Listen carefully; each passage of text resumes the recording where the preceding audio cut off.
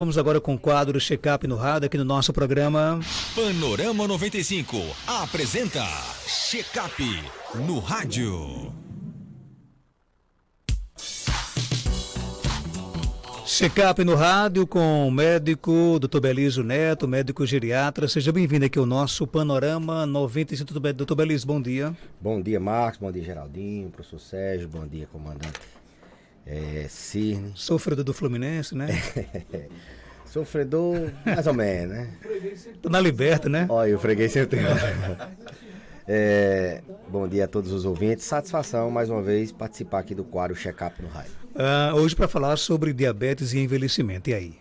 Bem, diabetes, dia 14, foi o dia de alusão, eu diria, de conscientização sobre a doença no mundo. Foi o dia do diabetes. Então, a gente quando envelhece, a gente tende a aumentar nossos níveis de glicose. A gente tende a produzir menos insulina pelo pâncreas. O pâncreas também envelhece. Não é só o cabelo que cai, não é só o cabelo que fica branco, mas o envelhecimento é do corpo todo, inclusive o pâncreas, que produz menos insulina. Consequentemente, o hormônio da insulina é quem coloca a glicose que está no sangue para dentro dos músculos, e isso é perdido de certa maneira com o envelhecimento, é o principal ponto.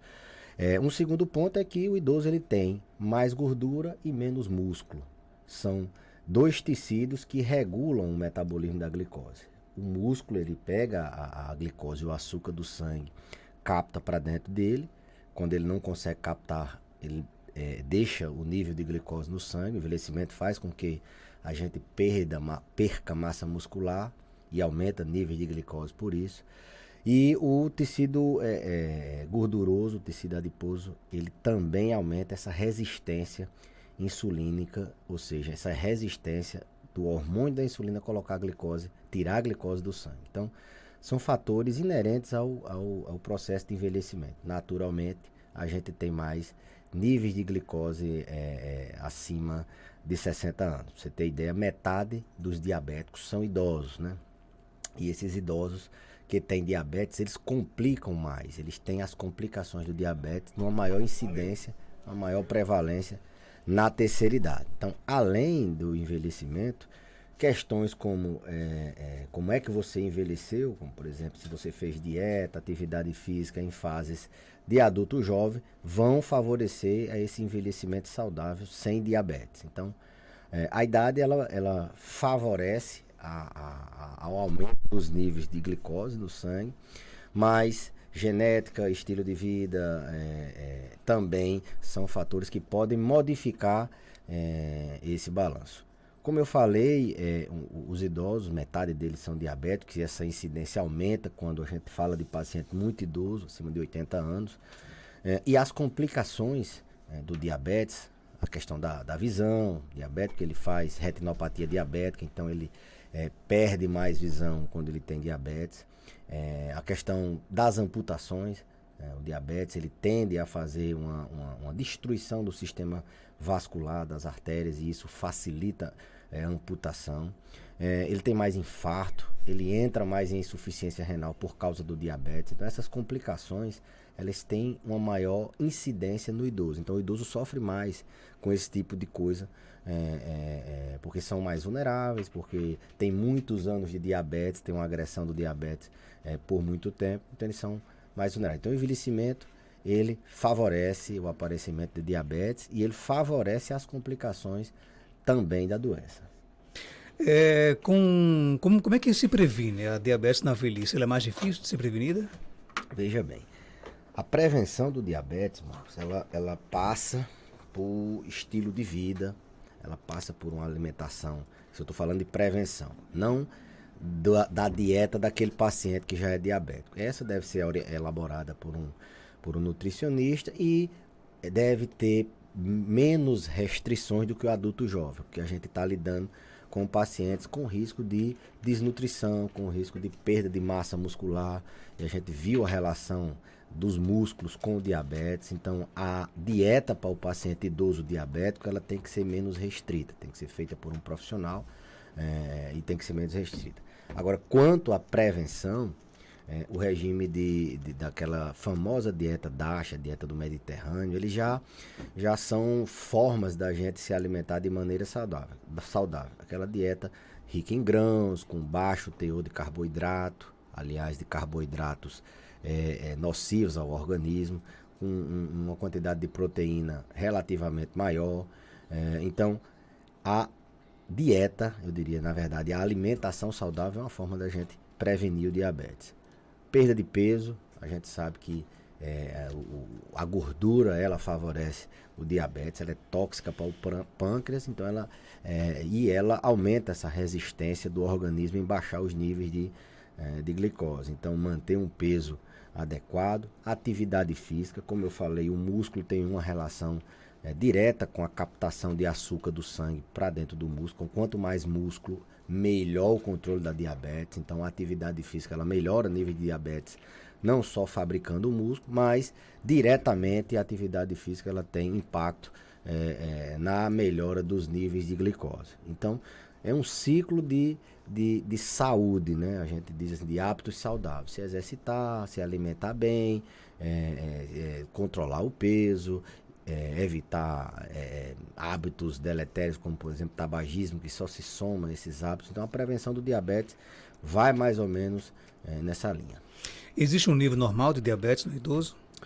Não, assim, os níveis de glicose para que a gente possa dar diagnóstico no paciente idoso são os mesmos do adulto jovem, né? Então, assim, uma glicemia acima de 100, em 2 ocasiões, na verdade, acima de 126, em 2 verificações, ou uma hemoglobina glicada, que é um outro exame, acima de 5,7, na verdade, acima de 6,5, definem o diagnóstico de diabetes a depender dos sintomas.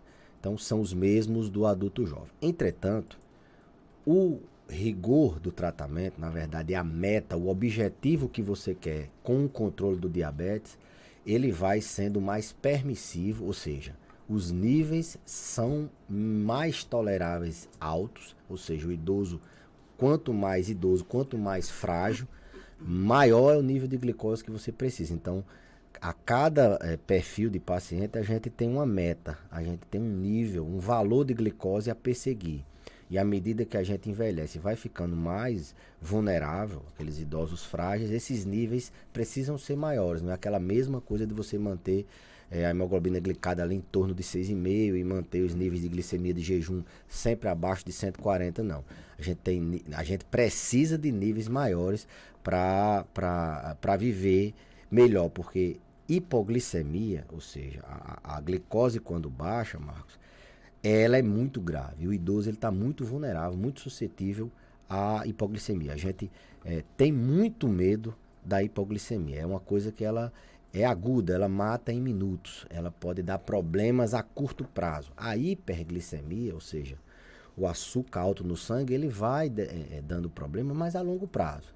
Então o idoso, como ele é mais vulnerável, ele tem uma reserva menor, ele está sujeito a complicações mais graves dessas quedas de glicose. Então tem que ter muito cuidado com os níveis de glicose no paciente idoso, principalmente o idoso frágil. A hipoglicemia é um risco que a gente até pesa mais do que níveis mais altos de glicose. Por isso que quando a gente orienta o paciente em determinadas medicações, por exemplo a insulina, a gente tem que orientar ele nesse aspecto de combater a hipoglicemia.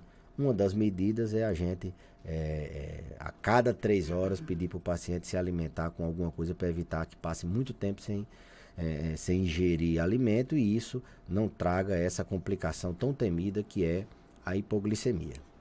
Nosso ouvinte pergunta se a partir de quanto 124 ou mais já passa a ser pré-diabético.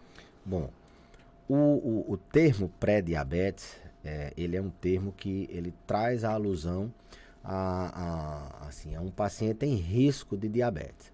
Não necessariamente a pessoa que é infere que a gente vai virar.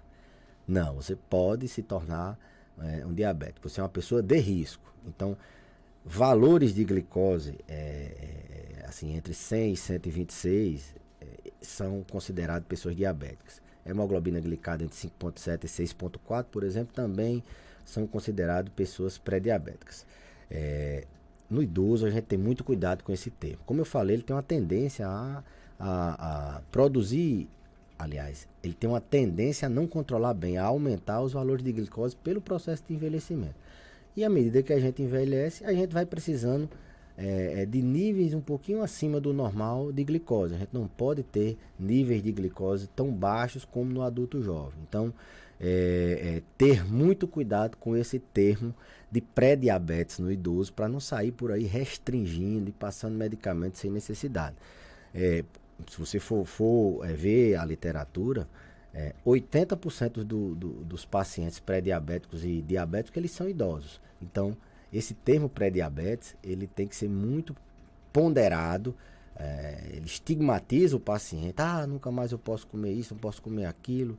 Eu tenho pré-diabetes, eu vou virar diabético, eu tenho que ter cuidado. Isso não é a realidade dos fatos. Porque a gente está lidando com pacientes com uma reserva funcional menor. Pacientes que podem, a qualquer momento, fazer uma hipoglicemia. Eles podem desnutrir. Já tem pouca massa muscular, você faz uma restrição muito pesada numa pessoa que nem diabético é ainda, você pode trazer como complicações perda de massa, desnutrição, e aí induz eles à queda. A própria diabetes é uma doença que se relaciona muito com as síndromes geriátricas, por exemplo.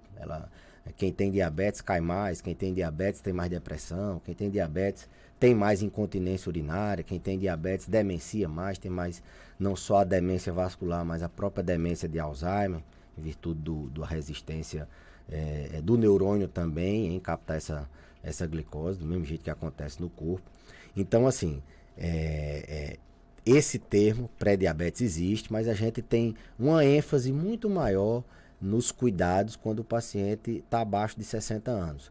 E outra coisa, não necessariamente você vai virar diabético.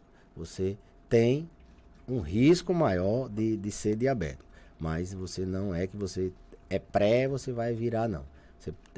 Principalmente se você modificar hábitos, se você tiver cuidados outros. Agora sim, quando o paciente é pré-diabético e tem várias outras comorbidades, tem taxa de colesterol alta, é sedentário, hipertenso, não dorme bem, é estressado, fuma. Quando se junta tudo, aí sim, o paciente realmente ele é uma bomba que pode explodir a qualquer momento. E aí esse termo pré-diabetes faz mais sentido. Tem mais perguntas? Bom dia. Bom dia, doutor Belísio. Tenho 41 anos. Aí, pergunta aí a doutor Belísio. Você às vezes do nada tá sentada, dá uma sensação, tipo que nem fosse, sei lá, que nem fosse uma tontura e ao mesmo tempo com suor sem ser frio. E é assim uma sensação com vontade de vomitar, sei lá como é, um pouco tonta. Isso é sintomas de menopausa? Me responda aí, se for possível, se puder. Não é muito da sua... acho que você sabe me dizer o que pode ser. E doutor Belísio? Sim, pode ser. 41 anos ainda é uma idade muito precoce, né? Teoricamente, entre 45 e 55 anos é que a mulher entra na menopausa. Mas existem sintomas do climatério, que é aquela fase que antecede a menopausa, e um dos sintomas clássicos é essas ondas de calor. Tem que ver se a menstruação está irregular, tem que ver se quando foi a primeira menstruação. Sim, a resposta pode ser sintoma da menopausa. Tem mais perguntas? Bom dia. Bom dia, Marcos Dantas. Eu gostaria de saber do médico aí, porque a avó paterna dos meus meninos, ela é diabética. Aí se corre risco dos meus filhos ter possibilidade de ter diabetes. Qual o risco? Sim, diabetes é uma doença caracteristicamente, marcadamente de um risco maior em parentes, em pessoas que têm diabetes na família. Aquela família que tem diabetes, geralmente tem várias pessoas com diabetes. Então, quem tem história familiar de diabetes, não é que você vai ter diabetes. Você tem um risco maior do que outra pessoa. Isso é fato de que é uma doença com uma característica de herança familiar bem marcante. Tem mais perguntas? Bom dia. Bom dia de novo, doutor Belize e Marcos. Aqui é Gilcilene, Jardim de Seridó. A minha mãe tem 76 anos, altiva. Aí ela fez o exame da glicose, deu 124. Aí repetiu de novo, deu 98. Quando ela foi para o médico, que eu fui com ela para mostrar, o médico da UBS, quando a gente foi mostrar um exame que deu 124, ele disse que ela já estava pré-diabética e passou metformina de 500. Mãe tinha 56 quilos, mãe agora está com 41 quilos. Ela botou na cabeça que está diabética. Tudo ofende a ela, sabe? E aí, doutor Belísio? Olha, não avalie a paciente. Eu não gosto de contestar a conduta do colega. Às vezes a gente precisa fazer uma medicação, mesmo que os manuais internacionais, a própria diretriz da Sociedade Brasileira de Diabetes recomende alguns valores, mas quem está ali vendo o paciente é quem deve tomar a conduta. Entretanto, é aquilo que eu falei, idoso ele tem uma tendência a ter níveis de glicose maior pelo processo de envelhecimento. O termo pré-diabetes, eu até acredito que isso num futuro breve, esse termo vai sair do contexto da terceira idade. Porque senão todo idoso seria pré-diabético. E aí está um exemplo clássico do que é você dar um diagnóstico desse para um paciente. Ele vai achar que não pode comer nada. Como eu falei, a alimentação do paciente idoso com diabetes ela não é tão restritiva como do adulto jovem, pelo risco dele desnutrir, pelo risco dele ter complicações maiores do próprio processo de perder massa muscular, por exemplo.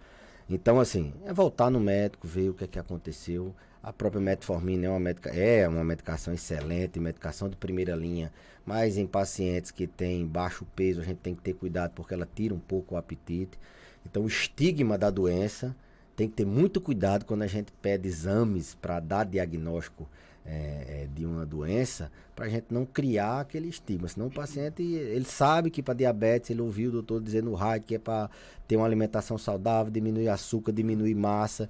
Então, eita, pré-diabético eu vou virar diabético. Então, cuidado, que a desnutrição mata mais do que essa própria evolução não sei nem se é a doença, na verdade, a pré-diabetes. Mas, reforço, o colega que avaliou, ele pode ter tido os motivos dele para medicar, né? Às vezes o paciente é aquele paciente que deve ser individualizado, ele não está ali dentro do padrão que os manuais recomendam.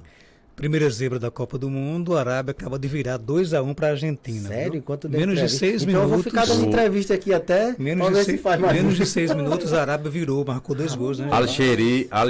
Qual o nome do cara? Al-Sheri e Al-Dawsari foram os que marcaram gol aí para a Arábia. Eu acho que o Inacreditável Futebol Clube, viu? Mas eu não vou ficar, eu sou supersticioso, só não vou ficar porque eu vou dar uma aula na universidade. Senão eu vou ficar aqui até a Argentina perder. Mas rapaz, 2-1, 2 gols em menos de 6 minutos, viu? Você viu que é Copa do Mundo, né? Mas a gente estamos aqui há quantos minutos ainda do segundo 56. tempo? Começou agora o segundo tempo, 9 minutos. Mas minutos. Já dá uma sacudida já, né? Doutor Belísio, obrigado pela sua participação. Aqui até terça-feira, se Deus quiser. Eu que agradeço, Marcos, e até a próxima terça-feira, se Deus quiser. 8 horas e 18 minutos, conversamos com o doutor Belísio Neto.